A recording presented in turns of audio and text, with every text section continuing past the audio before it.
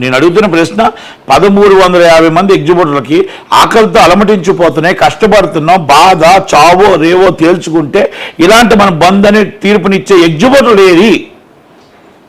ఆ ఎగ్జిబిటర్లు తెలియకుండా మీరు ఎలా నిర్ణయం తీసుకున్నారు? 15 మంది ఎలా తీసుకున్నారు? 1500 మందికి 15 మంది ఎలా తీసుకున్నారు? మరి ఆ ఎగ్జిబిటర్లకు తెలియదు, నాకే తెలియదు. ఉదయం లేస్తే ఛాంబర్ దగ్గర ఉంటాను, ఉదయం లేస్తే మీతో అందరితో మీడియాతో మాట్లాడతాను. All of this sudden shock. నేను ఒక ఎగ్జిబిటర్ని, ఒక డిస్ట్రిబ్యూటర్ని, ఒక ప్రొడ్యూసర్ కోసం జాయింట్ సెక్రటరీని, యాక్టివ్గా అందరితో మాట్లాడే వ్యక్తిని. నాకు తెలియదు మీరు బంద్ నిర్ణయం తీసుకున్నారు.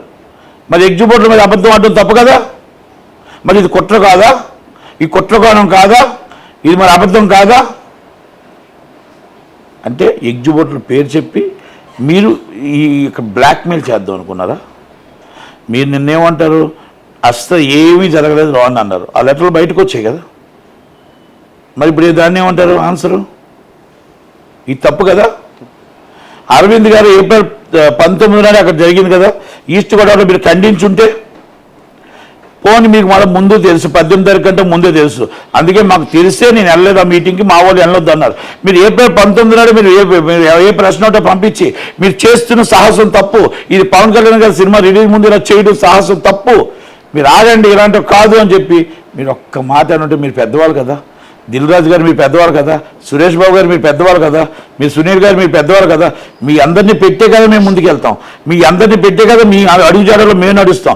ఏ గవర్నమెంట్కి వెళ్ళినా, ఎక్కడికి వెళ్ళినా, ఏ మీటింగ్ అన్నా, ఏమన్నా, ఏ సీఎం గారి దగ్గరికి వెళ్ళినా మీకే కదా మాట్లాడతారు. నిన్న కూడా ఏం జరిగిందని దుర్గేష్ గారు మీతోనే కదా మాట్లాడారు. మరి మీ అడుగుజాడలో నడిచేటప్పుడు మీరు మరి ఇలా బంద్ చేస్తున్నానంటే అప్పుడు ఒక్కరికి కూడా సమాధానం చెప్పకుండా, ఖండించకుండా, నిన్న దిల్రాజు గారు అంటారు ఖండించి ఉండాలి ఛాంబర్ అంటున్నారు. ఛాంబర్లో పెద్ద మనుషులు మీరే కదండి, మిమ్మల్నే కదా పెద్ద మనుషులు అంటాం. మరి మిమ్మల్నే కదా గవర్నమెంట్ పిలుస్తున్నాయి, మిమ్మల్ని రికగ్నైజ్ చేస్తున్నాయి. మీరే మొత్తం ఇండస్ట్రీ అనుకుంటున్నారు, మీరే మొత్తం ఇండస్ట్రీ నడిపిస్తున్నా అనుకుంటున్నారు. మీరే మోసం చేస్తారా? మీరు మళ్ళీ ఛాంబర్ మీద పట్టేస్తారు.